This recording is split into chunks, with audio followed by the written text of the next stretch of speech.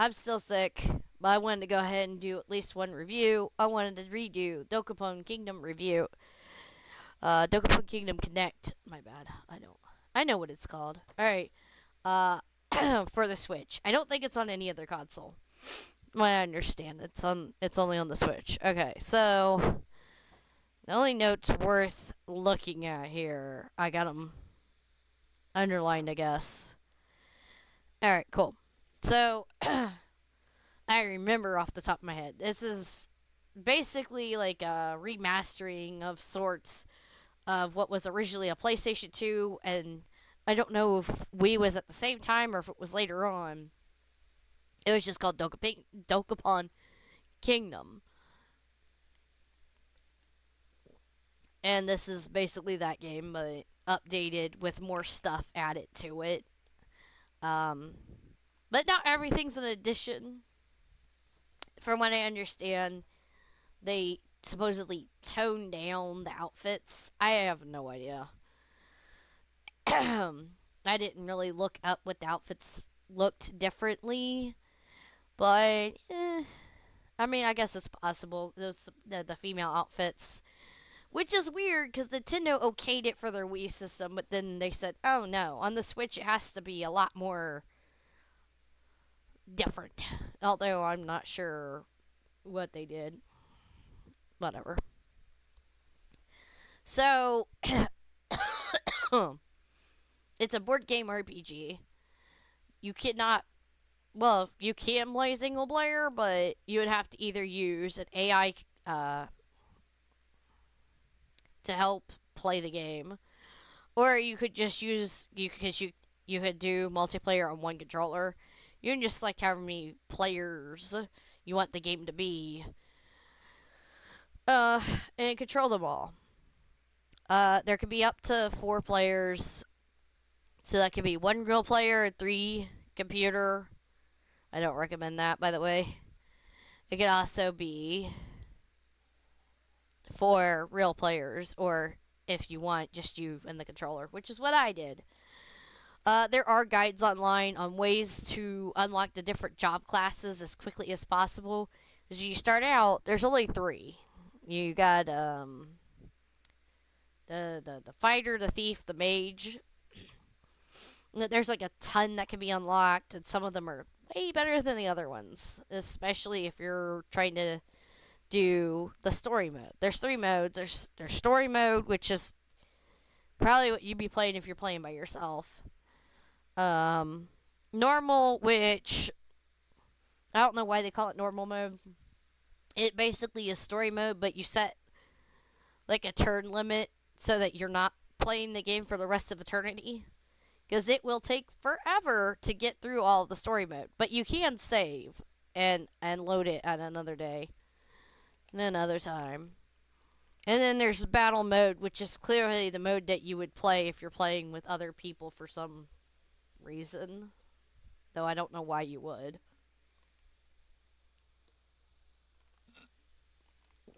So movement in the game is based off of a spinner. There's items that can affect the spinner. There's items that can affect your movement. Yeah, here's the stuff. There's items that can keep you from being able to do your turn. There's items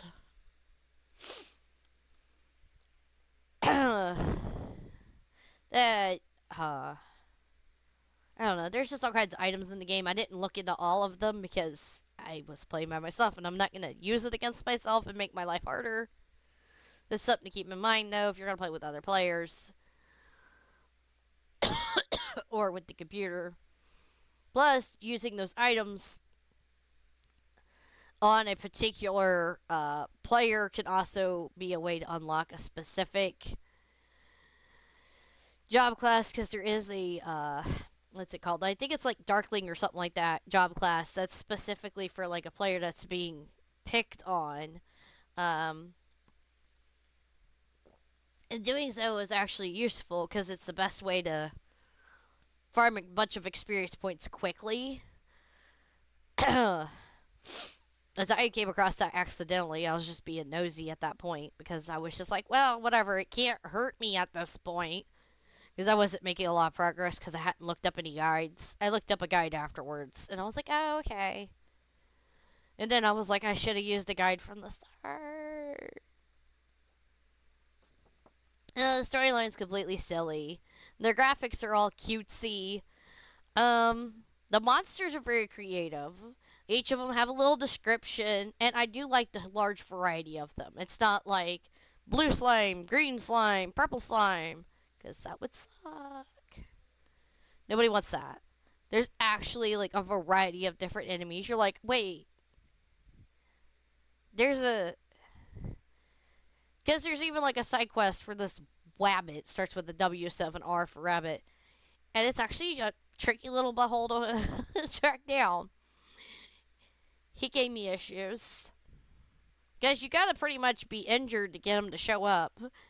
Because I couldn't find any other way to make him show up. And then trying to keep him from running away when you actually do damage to him.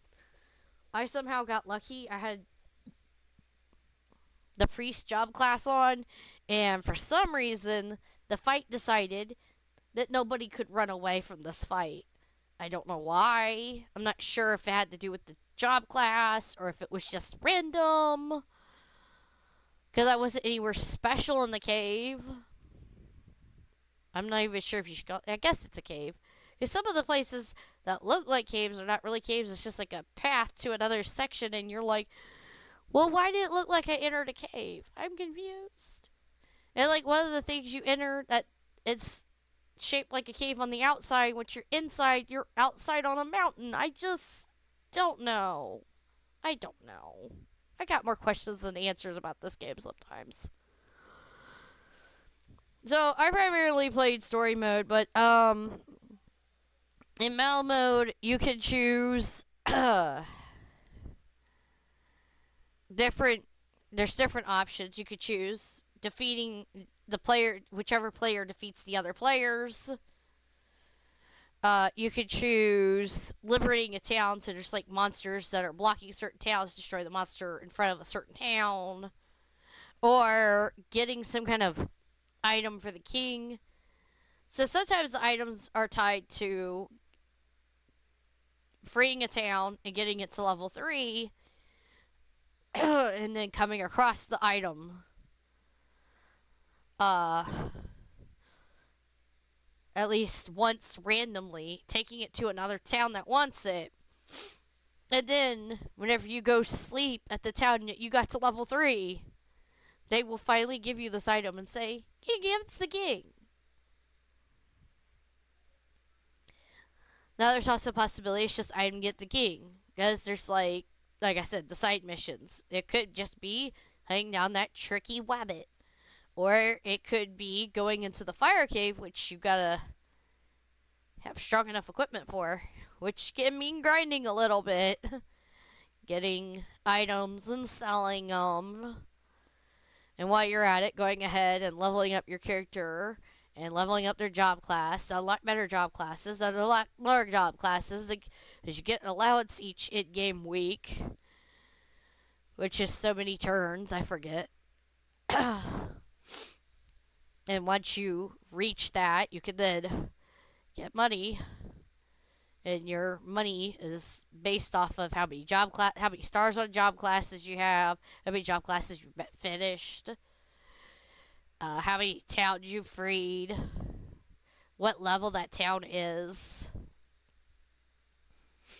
And of course, like I said, you could land on, there's various item spaces that give you items that you can use against other players, or if you're like me, just go to the shop and sell them and go, yes, now I can buy that sword. That is just slightly stronger than my current one. Each area has its own weapons and armor shop, and no, going to one weapon shop and being able to upgrade stuff there, and then going back to the old one, does not mean the old one will have the new stuff, because that would make sense. No, you have to go to that specific weapon shop to get the better weapon. And the same goes for the magic abilities. There's better magic abilities you can use to fight using magic in battle, because battle is kind of like rock, paper, scissors. There's hit, There's critical hit, and there's magic, and there's some skills. I don't really understand that one. Yeah. And the defense options, you can defend against a hit, which makes it do less damage. There's certain spells you can use against a magical spell. Like they're using a magical spell against you, it can reflect it back at them. It can heal you instead. That sort of thing. They're going for a critical hit. I forget what it's called, but you basically dodge it and hit them strong instead. And they lose. They don't do damage to you. You hit them. And then, of course, there's runaway. Which enemies will do.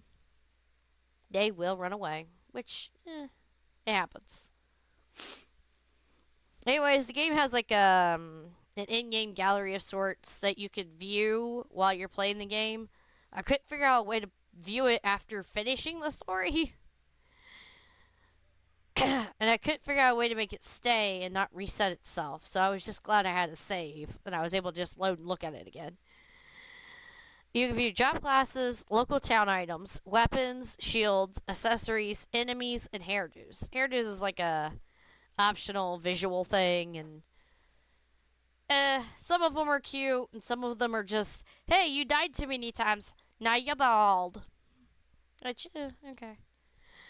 But it is an RPG. You do gain levels of stuff. You fight battles and stuff. Most of the spaces are random spaces, which are your battle spaces. But they also could be a shopkeep person that is randomly walking around and sells the hairdos. Or they could be somebody telling you to deliver an item to another town. That's fun. You get rewarded for it. The faster you get it to the other town, the more money. So there is benefit.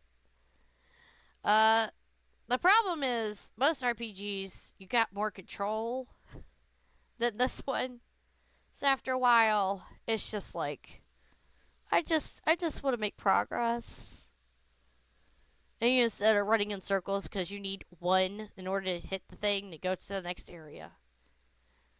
That was the only issue I had with the game. I can see where people think it's fun. Maybe people have more patience than I do. I'd rather be able to control my RPG a lot better than that. A board game RPG kind of confuses me because I'm like, why do I have to hope the spinner lets me move so many spaces? I prefer, when it comes to board game RPGs, I prefer like the Dungeons and Dragons thing. Like your character has a set amount of spaces they can go. I like the strategic RPG type situation. You can move so many spaces and your attack can reach so far. Kind of like Fire Emblem. Fire Emblem's a good example. Shining Force, it's an old game, but it's a good example. Stuff like that. Suikoden, that one's a good example. Final Fantasy Tactics. I mean, games with tactics in the name generally have that situation going on. I like that way better. Because I feel like if you're just relying on random chance, you're just going to get aggravated. And I don't really see why you'd want to play this game with other people. As it's not... There's no mini games. There's nothing to, like, compete in. Outside of trying to do the best. Which is, I feel like Fortune Street does a better job of that. Because you, like, have stock. And you can put stock on other people's property, and if their property is doing good, you can still benefit from it. You can't do that in this game. Somebody owns a property, that's pretty much it. You could attack it, but that really don't get you it. You'd have to become a Darkling and put a monster on the town and hope you undarkling in time to go defeat the monster and take the property back. So, I don't know. It has its good parts and it has its bad parts. The art style is awesome. The monsters are awesome. The story's silly, so it's entertaining. But the mechanics are so, I don't know, frustrating. Well, that's all I have to say about that. Thank you for watching. Please remember, like, subscribe, comment, all that happy stuff. Until next time. Bye.